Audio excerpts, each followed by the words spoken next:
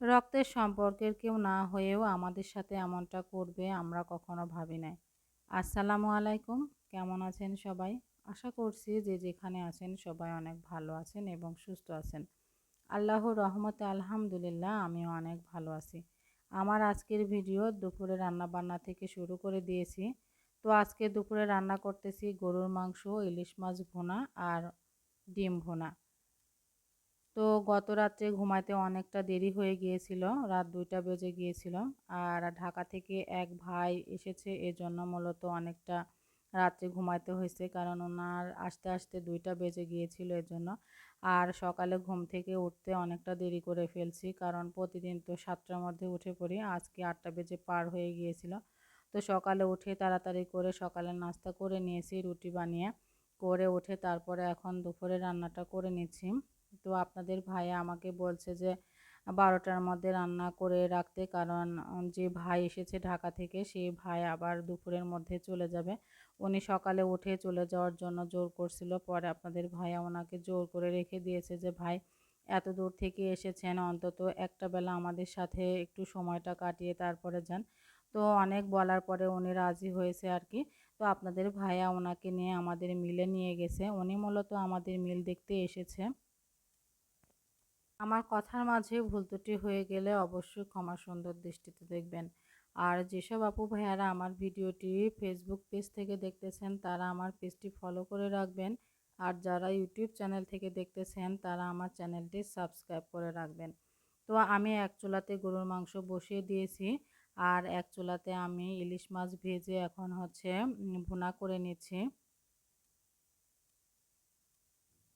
আমার ঘরে যা কিছু ছিল সেগুলো দিয়ে আমি চেষ্টা করতেছি ওনাকে আপ্যায়ন করার জন্য।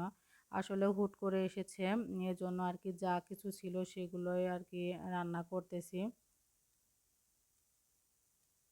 তো ইলিশ মাছ ভুনা করার পরে আমি এখন হচ্ছে ডিমটা ভুনা করে নিচ্ছি।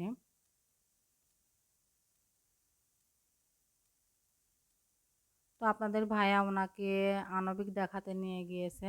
আণবিক দেখায় তারপরে আর কি নিয়ে আসবে স্টেশন থেকে টিকিট কেটে তারপরে।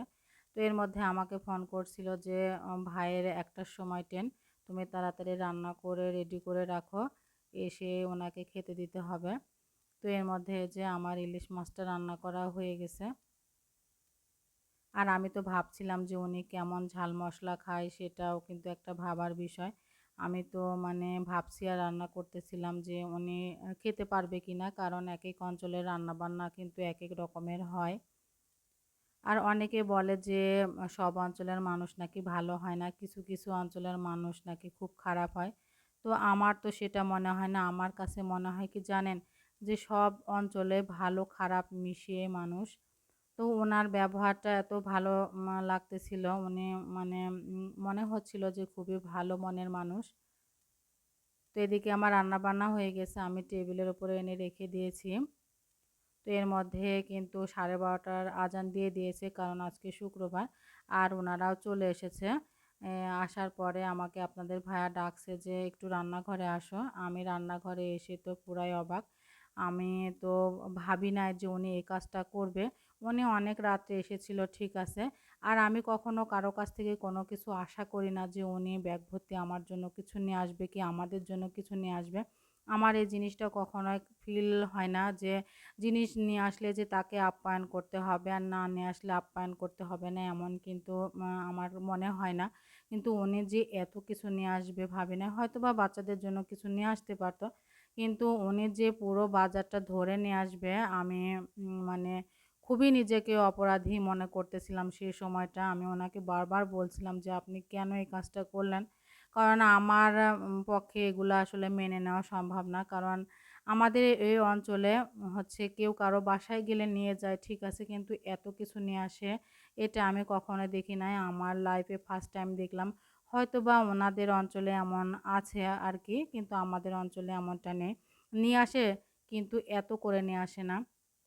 উনি ফল থেকে শুরু করে মিষ্টি, তারপরে বাচ্চাদের জন্য চকলেট, চিপস, চানাচুর, মানে আমাদের ঈশ্বরদীতে যা যা পাওয়া যায় আর কি। উনি যদি আপনাদের ভাইয়া যদি তাকে নিষেধ না করতো আরও মনে হয় বেশি নিয়ে আসতো।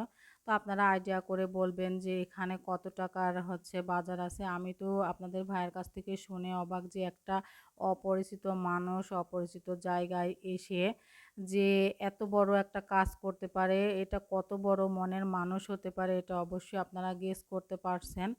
তো যাই হোক আমি তো এখন রাগ করেও লাভ নেই, কারণ ওনাকে বারবার রিকোয়েস্ট করছিলাম যে ভাই আপনাকে আমরা কিছুই করতে পারলাম না, অন্তত একটা দিন আপনারা থেকে যান। একটা দিন অন্তত থেকে যেন আপনাকে একটু আপ্যায়ন করার সুযোগ দিন। উনি এনেছে এজন্য না, আসলে ওনাকে আগে থেকে আপনাদের ভাইয়া বলছিল যে একটা দিন থেকে যান, কিন্তু উনি ব্যস্ত মানুষ এজন্য থাকতে পারবেন না। তো এখন হচ্ছে সন্ধ্যাবেলা বাচ্চাদেরকে নাস্তা করতে দিয়েছি, সাথে আমিও নাস্তা করে নিচ্ছি। তো আমার আজকের ভিডিও কেমন হয়েছে অবশ্যই আপনারা জানাবেন। আর সবাই ভালো থাকবেন, সুস্থ থাকবেন আর নিরাপদে থাকার চেষ্টা করবেন। আল্লাহ হাফেজ।